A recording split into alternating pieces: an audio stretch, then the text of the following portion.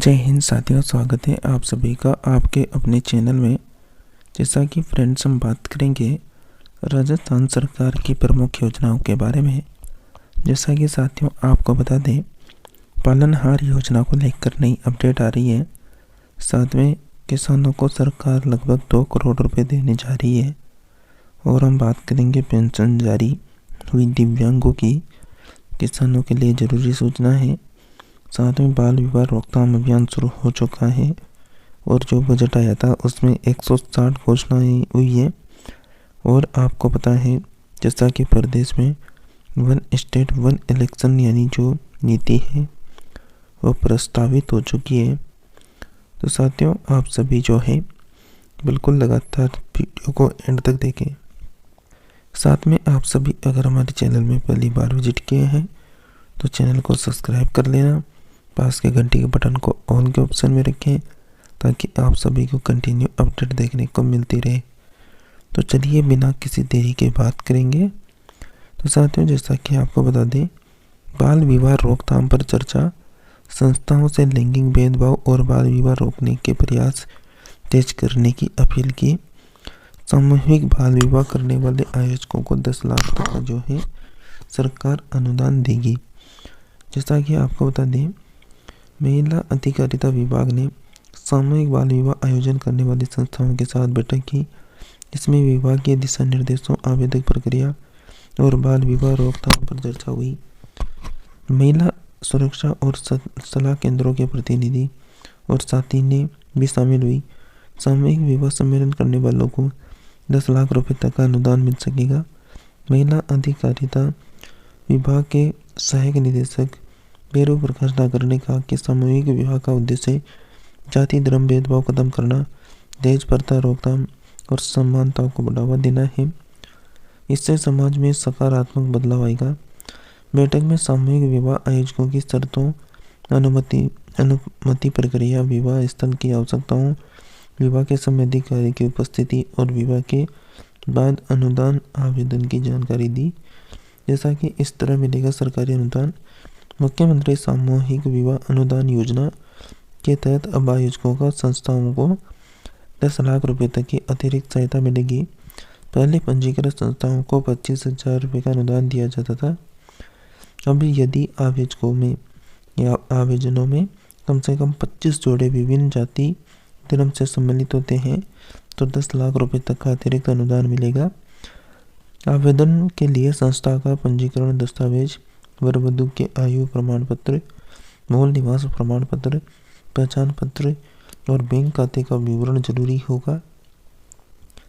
आवेदकों में कम से कम आवेदन में कम से कम 5 अलग अलग जाति और धर्म के 5 जोड़े शामिल होने चाहिए। इसके अलावा योजनाओं की भी जानकारी दी। महिला अधिकारिता विभाग की जेंडर विशेषज्ञ विनीता अग्रवाल ने मुख्यमंत्री work from home job work योजना प्रबंधन पूर्णिमा गौतम ने 15 दहेज सुरक्षा और सम्मान केंद्र और काउंसलर सालोनी ने महिला सुरक्षा और सलाह केंद्र की जानकारी दी। पर्यवेक्षक यानी प्रीति बंसीवाल ने सभी संस्थाओं का आभार जताया। उन्होंने इसे सामाजिक समरसता और महिला सशक्तिकरण की दिशा में अहम कदम बताया।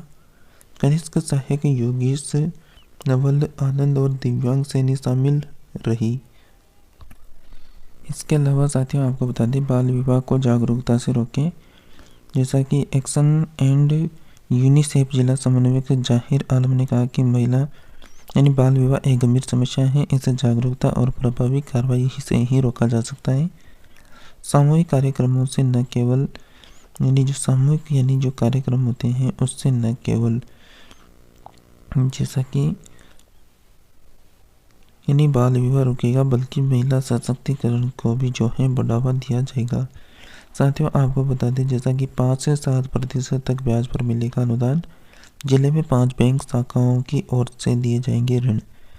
यानी भूमि विकास बैंक मार्च तक जो है देगा 2 करोड़ रुपए के ऋण। किसानों को सूक्ष्म सिंचाई, ट्रैक्टर ट्रॉली, थ्रेसर, डेयरी के लिए मिलेगा अनुदान। जैसा कि सहकारी बैंक, विकास बैंक की ओर से इस वर्ष 31 मार्च तक जो है जिले के जिले में किसानों को 2 करोड़ रुपए के ऋण वितरण किए जाएंगे। इसके लिए राज्य सरकारी भूमि विकास बैंक ने लक्ष्य तय किए हैं। समय पर ऋण चुकाने वाले किसानों को कृषि से संबंधित ऋण पर 7% और आकृषि ऋण पर 5% सब्सिडी मिलेगी। जिले में इस वर्ष दीर्घकालिक ऋण वितरण के लिए 60 लाख रुपए की भूमि सुधार के लिए जो है 50 लाख रुपए तक के विविध ऋण, 40 लाख रुपए के फार्म मशीनरी पर ऋण, 30 लाख रुपए के खेत पर आवास के लिए ऋण, सूक्ष्म सिंचाई यंत्र व नॉन फार्मर सेक्टर में 10-10 लाख रुपए के जो है ऋण वितरण करने का लक्ष्य रखा गया है। और विविध के तहत डेयरी है, भैंस पालने आदि के लिए फार्म मशीनरी में ट्रैक्टर, ट्रॉली, थ्रेसर आदि के लिए, खेत पर आवास बनाने के लिए भी किसानों को ऋण दिया जाएगा। स्वरोजगार के लिए 50-50 हज़ार रुपये का ऋण दिया जाएगा। इससे लोगों को स्वरोजगार अपना सकेंगे।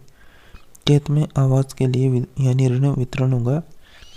सरकारी भूमि विकास बैंक की ओर से खेत पर आवास योजना के तहत 30 लाख रुपए तक के ऋण वितरण किए जाएंगे। आवेदक आने पर किसानों का चयन किया जाएगा। खेत पर आवास के लिए ऋण लेने पर 5% ब्याज अनुदान योजना का लाभ मिल सकेगा। जैसा कि इन शाखाओं में मिलेगा लोन। सरकारी भूमि विकास बैंक की जिले में दौसा, महुआ, बांदीकुई आदि में यानी जो है लोन दिया जाएगा। 31 मार्च तक जो है वितरण होंगे ऋण। जैसा कि दौसा सहकारी समिति विकास बैंक की ओर से इस वर्ष 2 करोड़ रुपए के ऋण जो है वितरण किए जाएंगे। इच्छुक किसान बैंक में संपर्क करके 31 मार्च से पहले वितरण यानी ऋण वितरण को लिया जा सकता है। पालनहार योजना में वार्षिक सत्यापन 7 मार्च तक जो है करना अनिवार्य है। सामाजिक न्याय अधिकारिता विभाग की ओर से संचालित राजस्थान सरकार की फ्लैगशिप योजना योजना में नवीनीकरण की अंतिम तिथि को बढ़ाकर 7 मार्च 2025 कर दिया है। समाज कल्याण विभाग के अधिकारी ने बताया कि निदेशालय समाज न्याय एवं अधिकारिता विभाग की ओर से निर्धारित समय अवधि में छूट प्रदान करते हुए पालनहारों को 7 मार्च तक सत्यापन करवाने के लिए स्वीकृति प्रदान की है। उन्होंने बताया कि पालनहार के 7 मार्च तक नज़दीकी ई मित्र पर जाकर पालनहार ऐप से जो है 6 वर्ष से कम आयु के आंगनबाड़ी में पंजीकृत तथा 6 से 18 वर्ष की आयु वर्ग के स्कूल में नियमित पढ़ने वाले बच्चों की अंक तालिका का या फिर स्कूल अथवा आंगनबाड़ी में नियमित अध्ययनरत प्रमाण पत्र अपलोड कर बायोमेट्रिक कराएं ताकि पिछला बकाया भुगतान भी किया जा सके। अन्यथा पालनहार योजना के अंतर्गत भुगतान नहीं किया जा सकेगा और आवेदक जो है ऑटो क्लोज हो जाएगा, जिसकी जिम्मेदारी पालनहार स्वयं की होगी। जो बच्चे नियमित अध्ययनरत नहीं है वो अपना नाम हटवाने के लिए ब्लॉक सामाजिक सुरक्षा अधिकारी के नाम पर यदि नाम जो है प्रार्थना पत्र पर लिखकर इन नंबरों पर जो है व्हाट्सएप कर दें जो भी नाम हटवाने के इच्छुक हैं। इसके अलावा आपको बता दें बजट में थी 160 घोषणाएं, बीजेपी विधायकों ने मांगे 172 नए कार्य। जैसा कि विधानसभा में बजट में वित्त मंत्री ने 160 से अधिक घोषणाएं की। मंगलवार की बीजेपी के ही विधायकों ने 172 से अधिक कार्य और करवाने की मांग कर डाली। इसमें सर्वाधिक सड़क, बिजली, पानी, स्वास्थ्य से जुड़ी थे। विपक्ष की तरफ से एक भी मांग नहीं होने के बावजूद इतनी सारी मांगे सत्ता पक्ष के सदस्यों की तरफ से करना चर्चा का विषय रहा।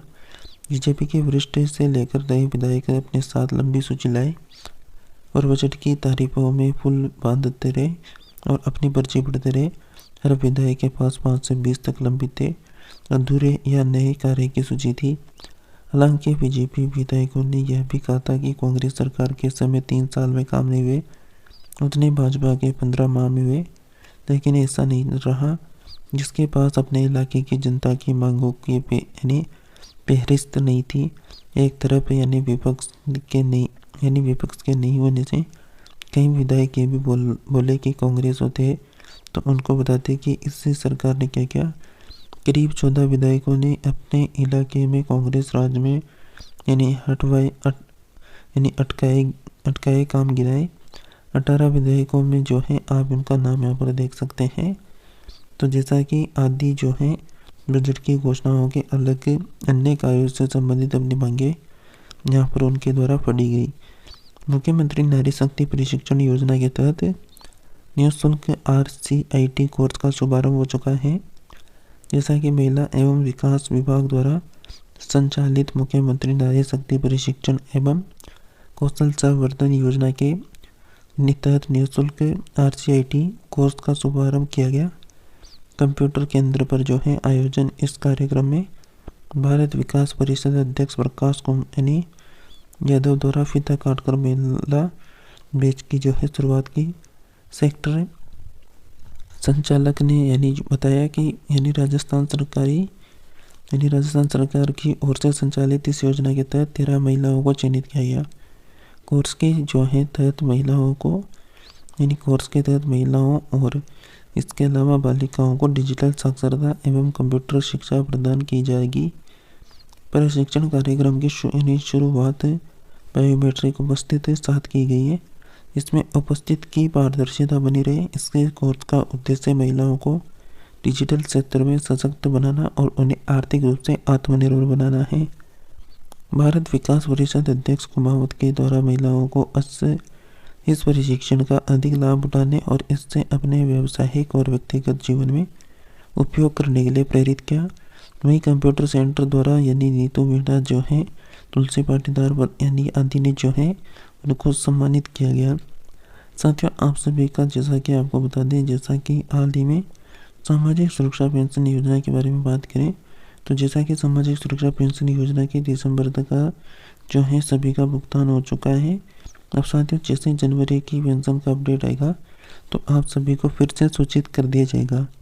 तो जैसा कि आप सभी का अगर इन योजनाओं से लेकर किसी भी योजना का सवाल है तो आप सभी हमसे कमेंट करके पूछ सकते हैं। और आगामी राजस्थान प्रदेश की तमाम योजनाओं की अपडेट देखना चाहते हैं तो इस काले कलर की पट्टी को दबा के चैनल को सब्सक्राइब करके पास के घंटी के बटन को ऑल के ऑप्शन में रखें ताकि आप सभी को कंटिन्यू सभी अपडेट देखने को मिलती रहे। तो मिलते हैं नेक्स्ट नई अपडेट में, तब तक के लिए आप सभी हमारे साथ बने रहिए।